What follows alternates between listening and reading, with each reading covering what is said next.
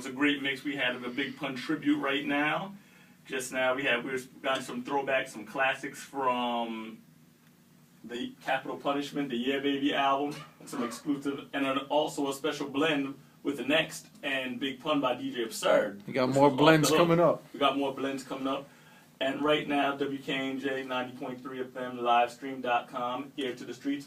We are proud to have in the studio, all the way from the Ridgewood section of Queens, New York City, Jus Daze. What's going on, man? How's everything? Glad to be here, brother. I'm chilling, man. You know what? I hate calling like a classic record like that. Anything Big Pun, Biggie, Pac, any of these guys do like a throwback because they're still relevant to me. Like they're still relevant to me. They changed hip hop for me. They take me to a place that none of the new stuff out there can, and like I just feel like those are classic records, and they'll be timeless for as long as people are playing them, which will probably be forever. So I feel like Big Pun will live forever, and that was a dope tribute, I'm sure. Absolutely. Thank you, appreciate it. All right, that's what it is.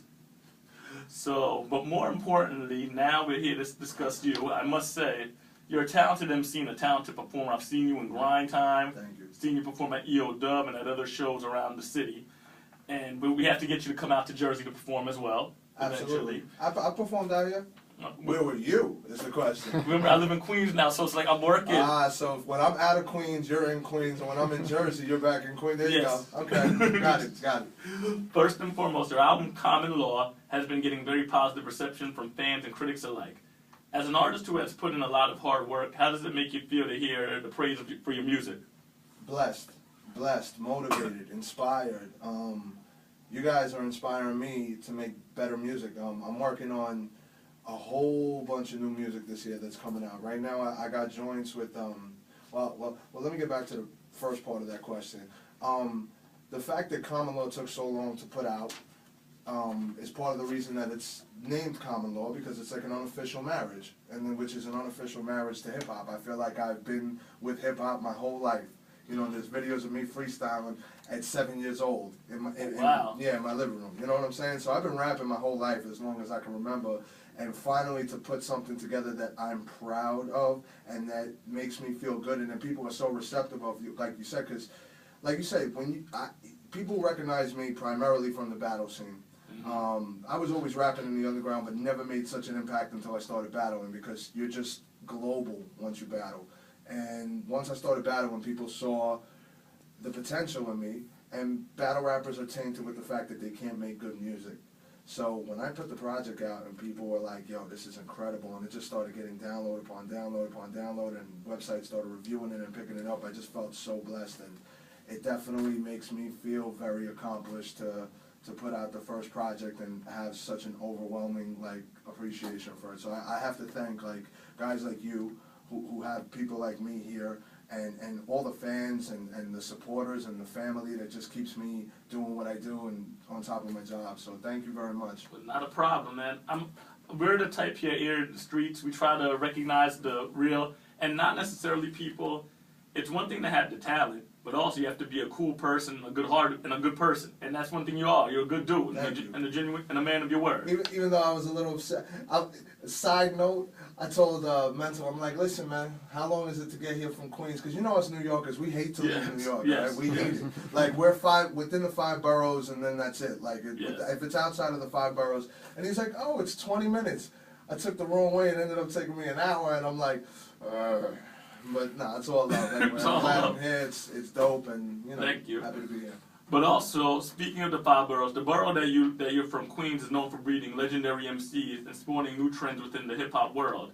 You've told, I know you said that you had many influences from Queens, such as Nas, and coming up from that environment, how did that help shape you as an artist? Do you think being from Queens made it easier or harder for you to find your way as a rapper? The funny thing is, I live in Queens, but most of the time I used to hang out in the Bronx, and I'd say a good percentage of the way I rap is Bronx influenced.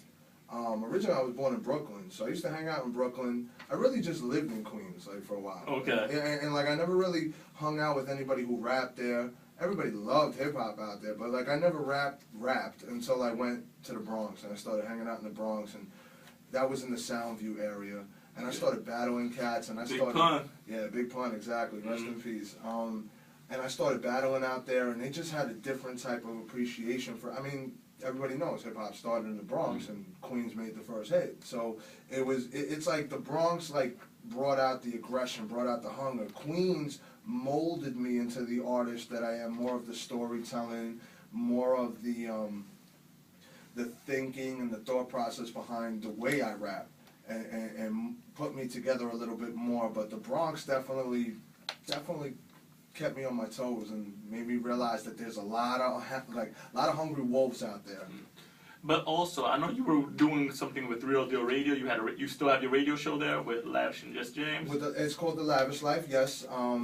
Things have been crazy the past few months between the album dropping and Lavish is still holding it down. That's Lavish Life blogspot.com. And she's still holding it down. James Figueroa, who you know is one of the hosts of End of the Week, he's still holding it down. And when I can make it there, I can make it there. But yeah, we have a pretty tight shift over there. We do what we do over there, you know. Okay. Also in your album, I know you have a few guest spots on the new album on Common Law, and everyone laid some really tight verses. Do you think that you have to take a different approach into collaboration tracks than solo tracks? Is recording easier when you can exchange verses and ideas with other rappers, or do you feel like, you understand what I'm trying? I would say this, okay? Like, the first thing that pops into my head is I like the energy when you're working with somebody in the studio. When you're working with somebody in the studio, they'll say something, and that'll automatically click off something in your head. It's like playing a game of Pictionary. Like, somebody says something or does something, and you think of something. So you'll come up with the most creative track or creative chorus or certain way to lay the track out. Like, for instance, on the album, there's a song called Natural Disasters that's featuring Renegade and P-Stacks. P-Stacks from Harlem, who also battled. P-Stacks, grind time, what up? Yeah, P-Stacks, who's battling this month, again. He You're battling in D.C. this month. He's battling in D.C., correct. He produced the track. Renegade came up with the idea, also another grind time rapper, battler, dope MC. He calls himself Bam Bam Ginger Flow. I'm Lex Luger, but that's a side note. We got an album working on or whatever. It was Renegade's idea to get us all into the studio because of our voices and our styles, and he wanted to put it together. When we got into the studio, we all had a certain idea of what we wanted to do. Nothing got accomplished the first day except for P-Stacks laying down his verse, which was the original verse, and coming up with that chorus on the spot. We had no chorus when we went in there. That chorus is probably one of the dopest choruses on my album, and on Renegade's album, because we both have that joint on each of our albums. And that was made up on the spot. That was made, and the reason why it was made up on the spot is just because I said one thing, Renegade said one thing, P-Stack said one thing, and then like within 5 minutes everything just pieced together and we came up with the chorus. So like having that energy is good in the studio. Also, what I would say is when you're collaborating with different artists, it brings out a different side of you. Most rappers like to stay within the box. Most MCs do not. Like I could think of people like C. Ray Walls, who's all over the place when he raps, and that's because he's an MC. Right. There's a different Homeboy Sandman, an MC. Like these are people that MC. Rappers stay within like a frame. MCs like to go and challenge themselves and won't necessarily sound the best on a song because they're going outside of their comfort zone. Nas does this a lot. Nas, I think, is one of the kings of doing it. Jay-Z does it also. And it just makes for a better artist overall because you're not scared to do anything. You're not scared to touch upon boundaries that you wouldn't normally touch because like the way Renegade raps is different than the way I rap, and the way P-Stacks raps is different than the way Renegade raps. But somehow, some way, we can all make it so that we're each segueing into each other and making something that works together collaboratively. So, that's something people should marinate on. That's a very good thought, a very good idea.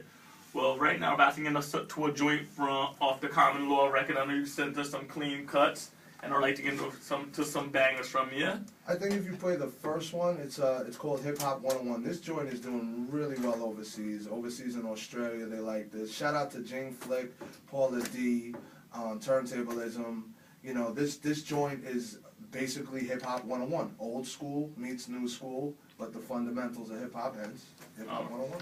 WKNJ 90.3 FM, livestream.com/EAR2 The Streets.